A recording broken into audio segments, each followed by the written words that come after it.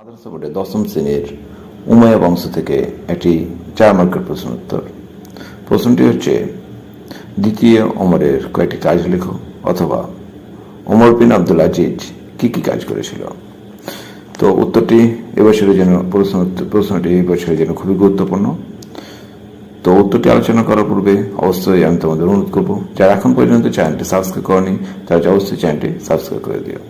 তো চলো উত্তর শুরু করা যাক। উত্তর: খলিফা সুলাইমানের মৃত্যুর পর ওমর বিন আব্দুল আজিজ, যার আরেক নাম ছিল দ্বিতীয় ওমর, সিংহাসন বসেন। উমাইয়া শাসকদের তুলনায় উন্নত সৎ চরিত্রের অধিকারী হওয়ায় তাকে উমাইয়া শাসক বলা হয়। প্রথম 4 জন পবিত্র খলিফাদের মতো তিনি ধার্মিক, কর্তব্যপরায়ণ, সরল ও সৎ প্রকৃতির খলিফা ছিলেন, তাই তাকে অনেকে পঞ্চম ধার্মিক খলিফা বলে থাকেন। দ্বিতীয় ওমরের কার্যাবলী: 1. আরব অনারব বৈষম্যদূর। ইসলামী সাম্রাজ্যের বুনিয়াদকে সুসংহত করার জন্য দ্বিতীয় ওমর আরব অনারব মুসলমানদের মধ্যেকার বিবাদমান বৈষম্য ভেদাভেদ তুলে দিয়েছিলেন। 2.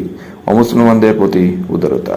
খলিফা দ্বিতীয় ওমর অমুসলিম নাগরিকদের প্রতিও ছিলেন সমান সহানুভূতিশীল। তারা নিজ নিজ ধর্ম পালনে পূর্ণ স্বাধীনতা ভোগ করত। 3. সর্বত্র ন্যায় বিচারের আদেশ। ওমর ইবনে আব্দুল আজিজ নিজে শরীয়তের খাঁটি অনুসারী ছিলেন, তাই তিনি তার সাম্রাজ্যের সর্বত্র, অর্থাৎ মুসলিম বা অমুসলিম যাই হোক না কেন, তাদের প্রতি শরীয়ত অনুযায়ী ন্যায় বিচার প্রতিষ্ঠা করত। 4.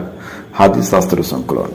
সাহাবীরা একে একে মৃত্যুবরণ করলে হাদিস শাস্ত্র বিকৃত ও বিলুপ্তের আশঙ্কা দেখা দেয়, তাই তিনি সরকারিভাবে মহানবী সাল্লাল্লাহু আলাইহি এর হাদিস সমূহের সংকলন করেন। 5. জনকল্যাণ।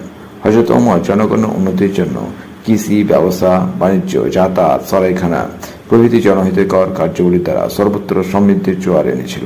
উপসংহার: সুতরাং দেখা যাচ্ছে যে উমাইয়া শাসকগণের স্বৈরাচারী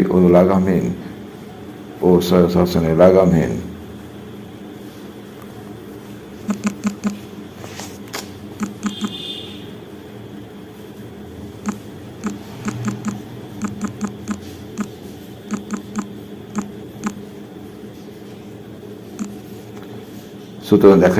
উমাইয়া শাসকগণের স্বৈরাচারিতা ও লাগামহীন শাসনের যাতাকালে যখন মুসলিম সমাজ অতিষ্ঠ, ঠিক সেই সময়ে হযরত ওমর বিন আব্দুল আজিজ খিলাফতের মসনদে বসে রাজতন্ত্রের স্বৈরতান্ত্রিক ব্যবস্থার পরিবর্তে তিনি সমগ্র সাম্রাজ্যকে পূর্ণ ইসলামী খিলাফতের নমুনায় ঢেলে সাজান।